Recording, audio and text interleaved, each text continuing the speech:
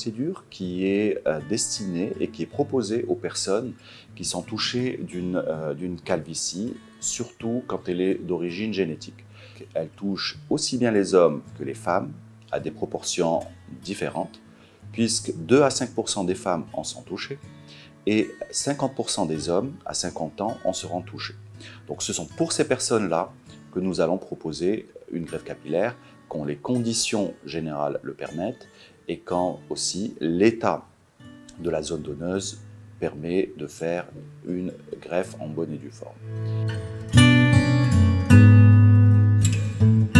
Le principe même de la greffe capillaire, c'est d'abord de prendre des cheveux dans une zone où ces cheveux sont résistants aux hormones responsables de la chute de cheveux et de la calvitie et de les transporter vers une zone glabre, une zone qui nécessite cette greffe.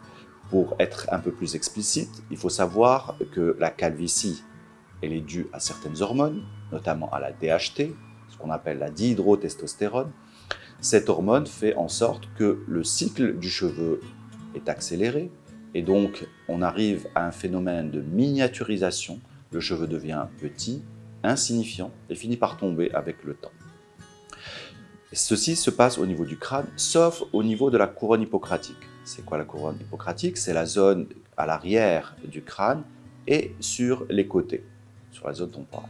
Donc, il faut savoir que quand on prend ces cheveux-là, eh bien, ils vont garder cette caractéristique d'être résistants aux hormones, même quand on les déplace.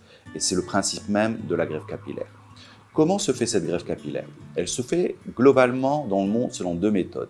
Une méthode qui est un peu historique, qui est ce qu'on appelle la méthode de la bandelette, ou scientifiquement parlant, c'est la FUT. Cette méthode consiste à prendre une tranche du scalp, c'est-à-dire de la peau à l'arrière du crâne, et de prendre les follicules et les greffons et les mettre là où il faut. Donc le désavantage ou l'inconvénient de cette méthode est qu'elle laisse une cicatrice indélébile, disgracieuse, qui gêne les personnes par la suite. Et aussi, les suites opératoires de cette intervention sont assez lourdes, avec des douleurs, un œdème, des sensations d'insensibilité pendant un certain temps.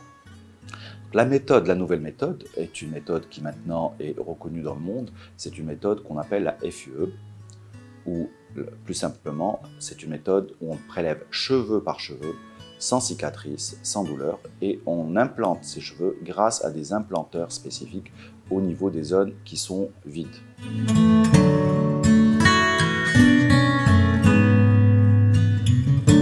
Globalement, la greffe capillaire est proposée dans 90% à des gens qui ont une alopécie génétique, qui est due aux hormones mâles.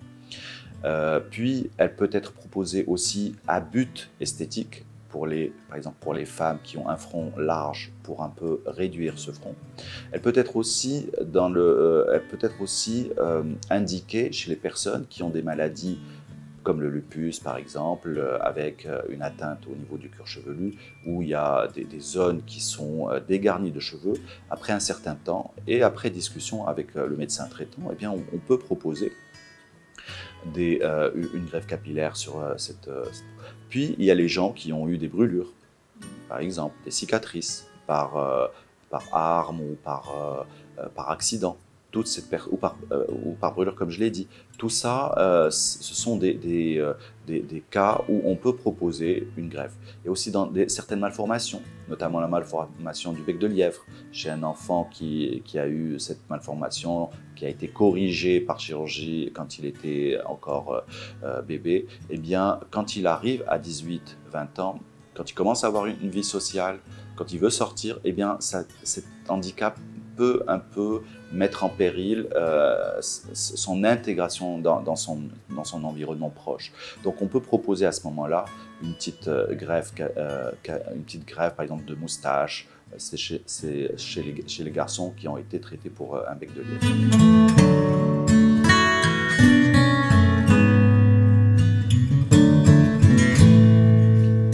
Notamment pour les cancers ORL par exemple. Ceux-là, quand ils perdent leurs soucis ou leurs cheveux, et après un certain laps de temps où on sait que la maladie devient sous contrôle, eh bien, on peut proposer une greffe capillaire.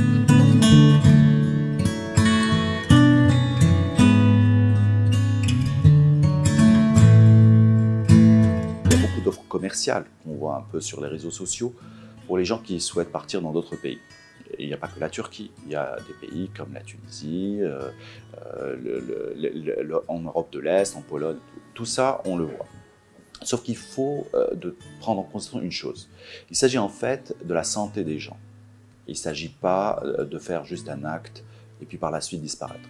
Il faut considérer une chose qui est fondamentale, c'est que la greffe capillaire nécessite au moins une année de suivi pour arriver à un résultat convenable. Donc cette année de suivi, eh bien, les gens qui partent à l'étranger, ils n'en bénéficient pas malheureusement, parce qu'ils sont loin, ils sont éloignés. Il y a aussi ce problème de langue. Donc, et puis, techniquement parlant, il faut savoir que dans d'autres pays, ce n'est pas le médecin qui fait la greffe, eh bien, il confie le patient à des techniciens. Parfois, c'est des gens qui travaillent dans des conditions qui ne sont pas forcément optimales. Donc c'est à la différence un peu avec ce qui se passe chez nous, où c'est le médecin lui-même qui fait l'intervention pour assurer un meilleur rendu, notamment esthétique, et puis un suivi sur une année. Il faut savoir que les personnes qui partent, le minimum qu'on peut observer, c'est à partir de 1 500 – 2 000 euros la greffe faite dans des conditions moyennes. Donc quand vous prenez le billet d'avion et vous prenez le séjour sur place, on se retrouve avec un prix intégré, c'est-à-dire un prix global qui tournerait autour de 30 – 35 000 dirhams. Donc, alors qu'au Maroc, on est beaucoup moins cher que ça et on offre un service où il y a un suivi de notre patient. C'est-à-dire notre patient devient, je veux dire, une personne qu'on gère jusqu'à l'atteinte d'un résultat optimal pour lui.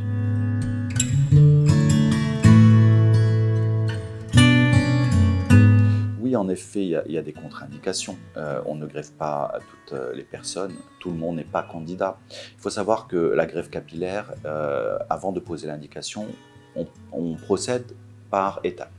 La première étape, c'est de rencontrer le patient, de discuter avec lui, de voir ses motivations et puis de faire l'analyse et la cartographie de sa zone donneuse, chose qui est fondamentale, c'est-à-dire qu'il ne s'agit pas de faire une déplétion au niveau de l'arrière du crâne pour en mettre à l'avant. Ça ne serait pas cohérent. Donc on fait une cartographie, puis on voit le potentiel de cette zone donneuse et on essaye de trouver une adéquation entre cette zone donneuse et le besoin du patient.